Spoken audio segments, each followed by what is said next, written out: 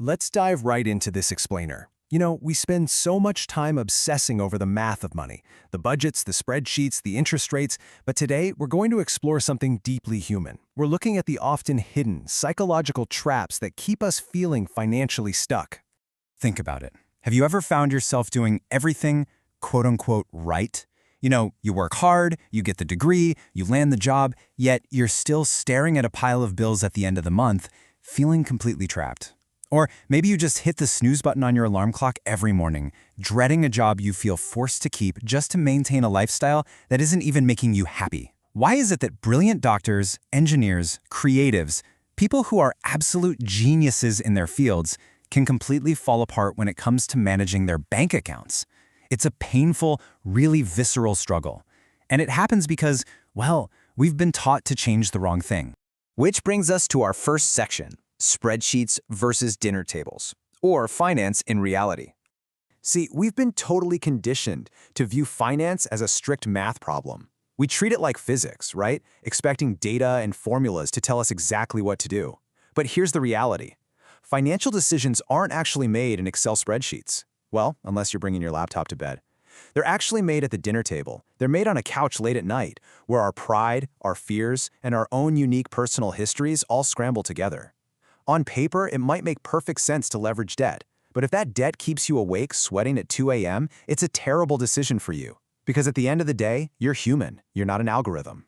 Let's move into Section 2, the illusion of wealth, and what you don't see. This reveals a truly fascinating truth about how our perception of success is just entirely warped. We see someone driving a brand new Ferrari or living in this massive mansion, and our brain immediately says, wow, that person is wealthy. But true wealth is actually invisible.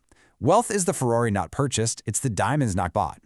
Think about it. When people say they want to be a millionaire, they usually mean they want to spend $1 million, which is literally the exact opposite of being a millionaire. True wealth is the unspent money sitting in an account.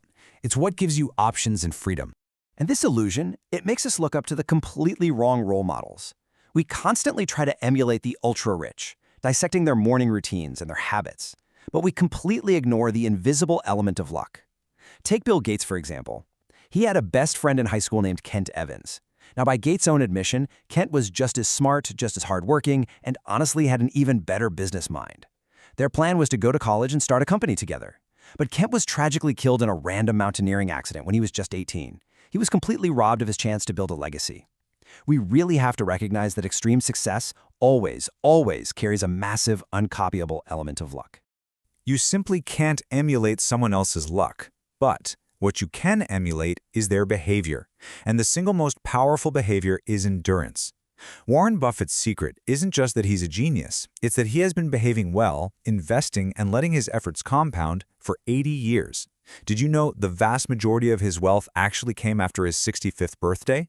The greatest financial skill out there is simply staying in the game long enough. And that brings us to Section 3, time as a dividend, money's highest return. Achieving this requires a major personal shift. It means moving your ultimate life goal from trying to get rich to trying to gain independence. Money's absolute greatest intrinsic value isn't buying more stuff, it's giving you control over your time. True financial freedom isn't necessarily owning a luxury yacht in the Mediterranean.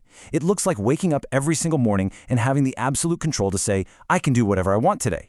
It's the ability to step away from a toxic job, to handle a sudden medical emergency without pure panic, or, to simply read a book on a Tuesday afternoon.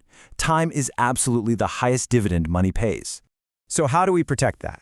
That's Section 4, margin of safety and surviving the short term. To achieve that breakthrough, to actually find joy in a modestly growing savings account, instead of desperately craving a new car, we have to know how to endure the bumps along the way. And this is exactly where the margin of safety comes in. Now, this isn't about being overly conservative or paranoid or scared of the world. It's really about maximizing your endurance.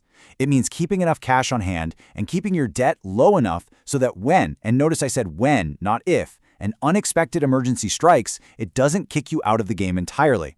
It ensures you are never forced to sell your investments at the exact wrong time just to pay a surprise bill. I absolutely love this framework because it is just so incredibly practical.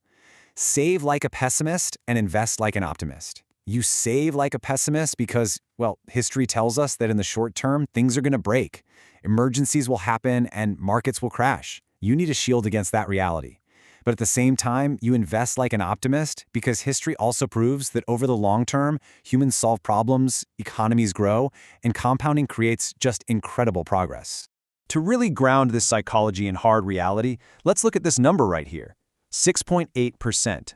Despite world wars, pandemics, the Great Depression, and literally endless bad news historically, the U.S. stock market has still returned an average of 6.8% per year after inflation. The progress is there. It really is. The system rewards those who simply maintain their endurance, tune out the daily panic, and refuse to interrupt the compounding process. Which leads us to our final section. Section 5, Finding Your Enough and the Hedonic Treadmill.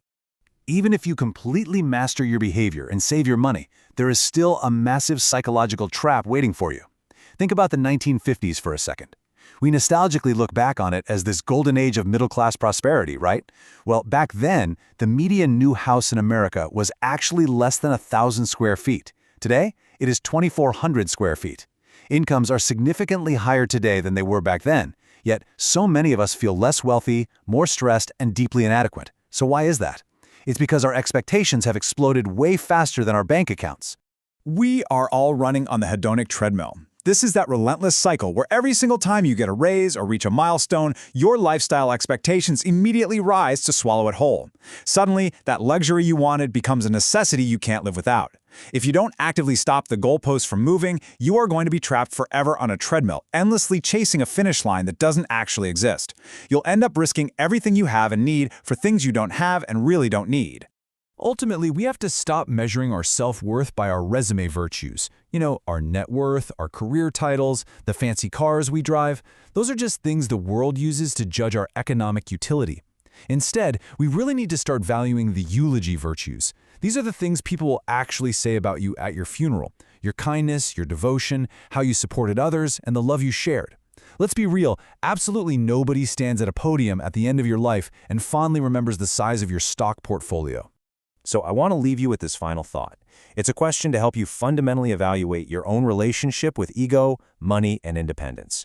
Take a really hard look at your life right now, your ambitions, and the quiet sacrifices you make every single day.